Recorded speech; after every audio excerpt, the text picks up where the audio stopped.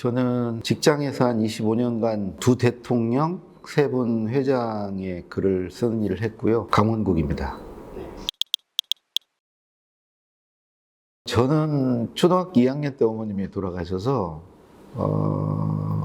되게 우울한 어린아이였고요. 그 어머님이 이제 살아계실 때 초등학교 선생님을 하셔서 어머님이 집에 이렇게 갖다 놓은 책들이 좀 있었습니다. 유일하게 그나마 놀거리가 엄마가 갖다 놓은 그 남이 쓴 글 보는 게 그나마 재미있었습니다. 6.25 때 뭐 또 저축의 날 그런 글쓰기 대회 나가면 상은 제법 받았습니다. 글을 조금 내가 좀 쓰는구나 하는 생각은 있었고 뭐 글 쓰는 걸 즐기거나 좋아하진 않았습니다. 제가 이제 51살에 직장에서 잘렸어요. 직장 생활을 더 이상 이제 할 수 없는 상태. 왜냐면 누가 나를 써주질 않으니까. 그때까지는 이제 남의 회장 글 쓰고 대통령 글 썼는데 이제 그때부터는 저를 찾지 않더라고요. 돈은 벌어야 되겠는데 벌 방법이 없더라고요. 할 줄 아는 게 없어요. 할 수 있는 게 정말 없었어요.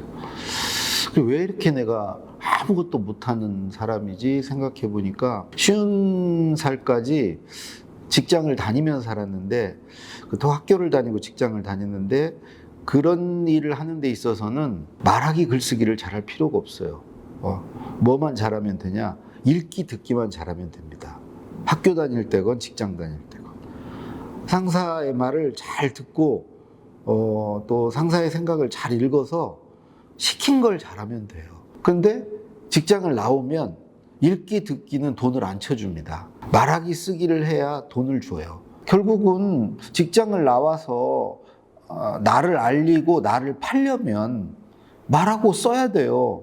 내가 뭘 갖고 있는 사람이고 내가 가진 게 어떤 것인지를 보여줘야 사람들이 살 거 아니에요. 그게 저는 전혀 준비가 안 돼 있더라고요. 그러면서 이제 우리 아이들이 생각났어요. 언젠가는 이제 직장을 그만둬야 되고 이 아이들은 엄청 오래 살고 그러면 그 직장을 나와서 사는 기간이 직장 다니는 기간에 한 2배를 살아야 되고 그때도 뭔가를 하면서 살아야 되고 그때 이제 말하기 쓰기가 필요하고 또 이제는 뭐 온라인 시대잖아요.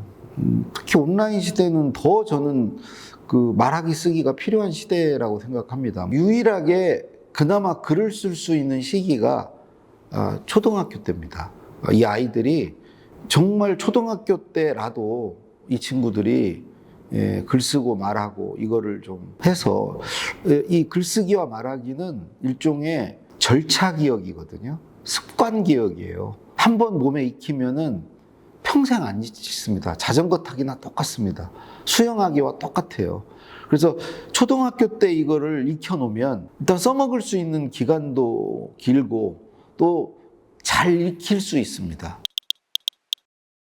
근데 무엇보다도 그 두려움을 내려놓을 수 있는 가장 좋은 방법은 저는 2가지라고 생각해요. 하나는 자주 써서 익숙해지는 것이고요. 다른 하나는 일단 쓰기 시작하는 겁니다. 그러니까 일단 뭐 한 문장이라도 쓰면 그 이전보다 두려움이 하여튼 절반 이하로 정말 줄어듭니다.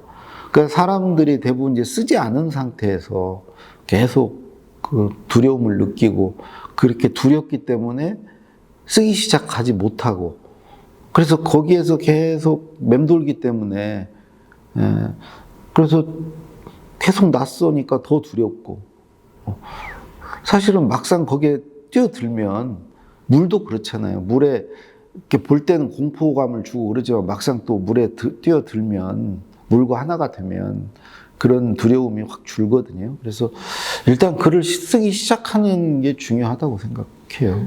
저는 무조건 자기에 대해 써야 된다고 생각합니다. 자기를 자기만큼 잘 아는 사람이 없고요. 자기에 대해서는 자기가 제일 잘 쓸 수 있어요. 자기 운동장에서 경기할 때 제일 잘할 수 있지 않습니까? 우리가 홈그라운드가 있고 뭐 어웨이 경기를 하고 근데 어디 다른 데 가서 하는 것보다 내 운동장에서 하는 게 제일 편하고 잘할 수 있죠. 그래서 나에 대해서 쓰는 걸로 시작을 하는 게, 뭐 나에 대해서는 뭐 여러 가지가 있겠죠. 내 생각도 있고, 내 감정도 있고, 내 경험도 있고, 뭐 이런 나에 대해 쓰는 거. 그래서 나에 대해 쓰다 보면 이제 나를 좀 확장할 수 있죠. 내 뭐 가족이 될 수도 있고, 내 뭐 형제 자매가 될 수도 있고, 내 친구로 확장이 되고, 뭐 이렇게 확장해 가면서 글을 쓸 수 있겠죠. 그 요약을 나열식으로 오늘 아침에 일어나서 밥을 먹고 뭐하고 이런 아주 그런 요약 말고 어디에 이제 초점을 맞춰서 오늘 하루 일과 중에 아주 인상 깊었던 일, 나에게 일어났던 사건, 뭐 어떻게 내 기분을 뭐 아주 언짢게 하거나 뭐 이렇게 했던 일, 이런 걸 하나를 딱 잡아가지고 그 이제 사건을 설명을 하고, 그래서 그 사건을 겪으면서 내가 느낀 거, 배운 거, 뭐 여러 가지 거기에 붙어 있는 것들이 있지 않습니까? 당연히 그걸 겪으면서 어떤 느낀 감정도 있을 거고, 거기서 어떤 얻은 교훈도 있을 수 있고, 그래서 스스로 뭔가 그걸 계기로 내가 어떤 다짐을 했을 수도 있고, 뭐 여러 가지, 또 그 일이라는 게 나 혼자 겪는 게 아니고 이제 관련된 친구들이 있고 뭐 이러면 이제 또 그것까지 다 포함해서 이제 그렇게 쓰는 게 좋은 것 같고, 그렇게 이제 하나의 어떤 장면이나 사건을 잡는 거 플러스 하나의 메시지, 하나의 주제, 이런 게 있으면 더 좋을 것 같아요. 그런 책은 반복해서 읽어야 돼요. 반복해서 읽어야 그 책의 저자의 문체를 내가 학습할 수 있습니다. 패턴을 내가 파악할 수 있어요. 그냥 그거는 무슨 공부해서 파악되는 게 아니고 그냥 나도 모르게 계속 반복해서 읽다 보면 젖어듭니다. 나도 모르게 그 흉내를 냅니다. 근데 이제 엄마들이 간혹 이제 그렇게 애가 하나의, 되게 아이들은 꽂히거든요. 하나의 책에.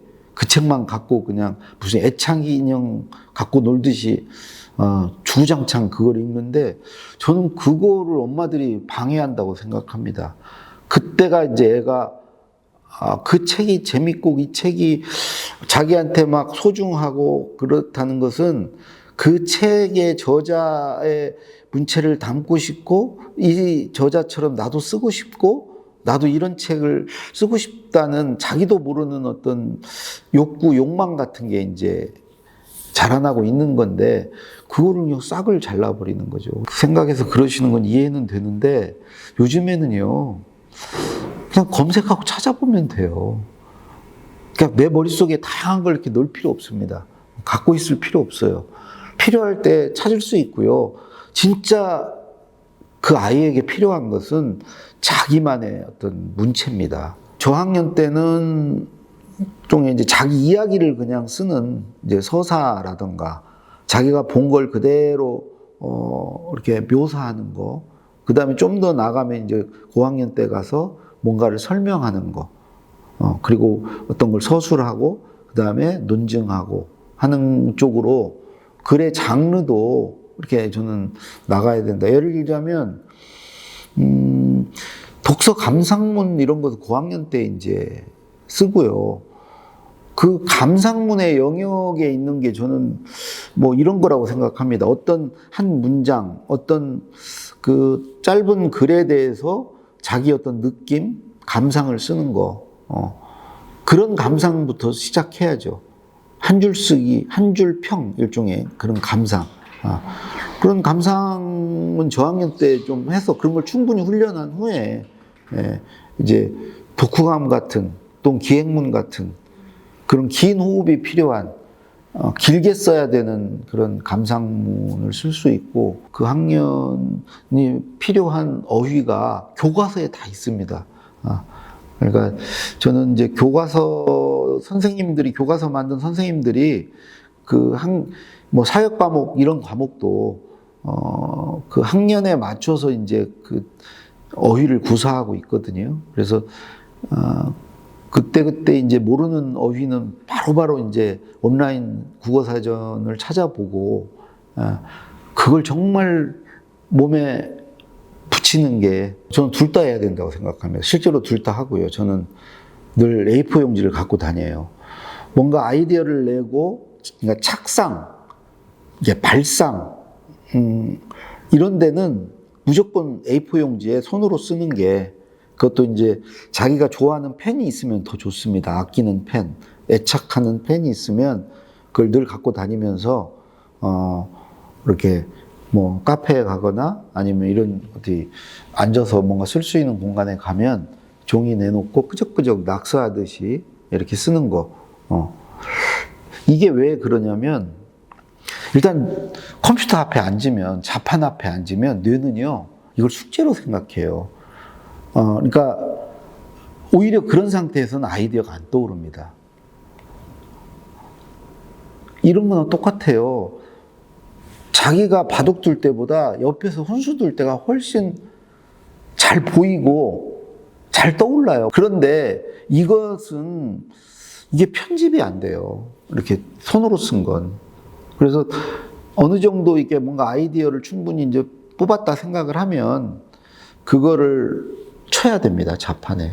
그래야 빼고 넣고 옮기고 이걸 자유자재로 할 수 있으니,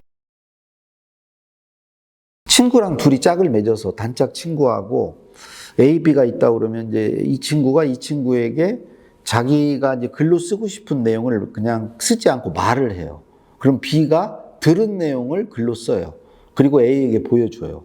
아까 네가 한 말 이렇게 써봤어. 그러면 A가 보면은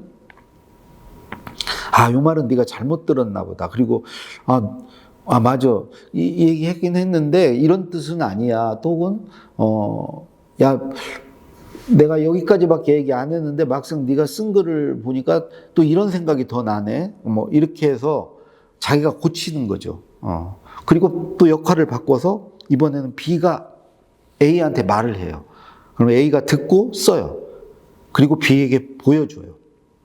전 이 역할이 왜 중요하냐면 이게 말하기 글쓰기 연습이 한꺼번에 되고요. 글쓰기를 놀이로 저는 할 수 있다고 생각을 합니다. 우리가 이제 사실은 글을 쓴다는 것은 왜 쓰겠어요? 읽히기 위해 쓰는 거 아닙니까? 읽히기 위해서. 그러면 읽는 독자와 나와를 연결하는 겁니다. 관계를 만드는 거예요. 내가 일단 어떤 글을 쓴다는 것은 내가 그냥 쓰고 여기서 끝내겠다는 게 아니고 누군가에게 보여주고 누군가에게 어떤 뭐 영향을 끼칠 수도 있고 누군가를 도울 수도 있고, 어떤 친구가 뭐에 대해서 모르고 있으면 알려주는 걸로 도울 수도 있고, 당연히 내 글을 읽을 사람들을 떠올리게 되고 그 사람을 위하는 마음이 생기고 그 사람을 어떤 식으로 뭘 도울까를 생각하기 때문에 자연스럽게 이제 관계를 좋게 만드는 거죠. 그리고 제가 책에도 썼지만 결국 그런 글쓰기는 공감력을 키워줍니다. 그리고 이 공감력은 이제 우리 아이들에게 저는 가장 중요한 역량이라고 생각합니다. 저는 글쓰기를 잘할 수 있는 방법은 이 말하기와 함께 갈 때 잘할 수 있다. 잘할 수가 있다고 저는 생각을 합니다. 그래서 글쓰기와 말하기가 함께 가야 되는데 이거가 함께 가기 위해서는 말동무, 글동무가 필요하다. 그런 이제 부모가 그런 역할을 해야 되고, 그런 과정에서 이제 아이가 말을 하지 않습니까? 그럴 때 야, 그 말 참 좋다. 오, 그거 재밌는데? 그거 한번 글로 써봐. 그래서 그 쓴 글을 또 읽어주고. 그래서 엄마, 아빠에게 아까 엄마가 얘기한 거 이렇게 글로 써봤어. 그리고 보고 칭찬해주고. 그래서 이 말동무, 글동무가 되어주는 거. 저는 이제 아내가 그 역할을 하는데 그 절실히 느낍니다. 이게 글을 지속적으로 쓰고 뭘 하려면 나와 이제 말 상대가 되어주고 내 글을 읽어줄 사람. 그러니까 읽어줄 사람이 저는 딱 아내가 있기 때문에 저는 거의 아내가 최초 독자이자 유일한 독자입니다. 그러니까 아내한테 보여주는 걸로 내 글쓰기는 끝납니다. 그리고 그 다음은 뭐 출판사에 보내건 언론사에 보내건 뭐 그거는 그냥 뭐 뒷전이고, 하여튼 저는 아내에게 보여주려고 씁니다. 그래서 그렇게 글을 읽어줄 수 있는 저는 부모가 되는 게 중요하다고 생각합니다.